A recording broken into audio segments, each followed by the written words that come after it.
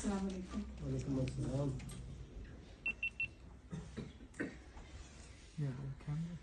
आज हम सभी यहाँ मोहतरम जनाब सईद मजीद खान साहब की अदबी खिदमात को याद करने और खराज तहसीन पेश करने के लिए हाजिर हुए हैं। और बड़ा ही कठिन वक्त है, हमारे इतने अजीज और मोहतरम भाई और शायद वो आज हम में नहीं हैं, और हम सब के लिए ये लम्हा बड़ा ही अफसरदा लम्हा है। हम जब बज़्म उर्दू स्कॉटलैंड में शामिल हुए तो दो नामों के बिना बज़्म उर्दू स्कॉटलैंड नामुकम्मल थे। एक मोहतरम जनाब डॉक्टर तारिक मुनीर साहब और दूसरे सईद मजीद खान साहब।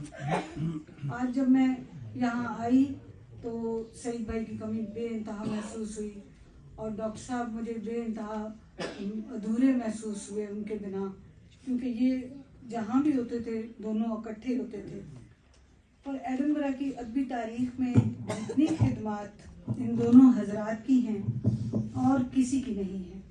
ये दो सतून थे जिन पर बज़्म उर्दू स्कॉटलैंड जो थी वो कायम थी। सईद मजीद खान साहब जो थे वो बुलंद पाया शायर थे, अदबी महफिलों की रूए रवां थे और एक बड़ा नामवर नाम थे एडनबरा का और स्कॉटलैंड का। उनकी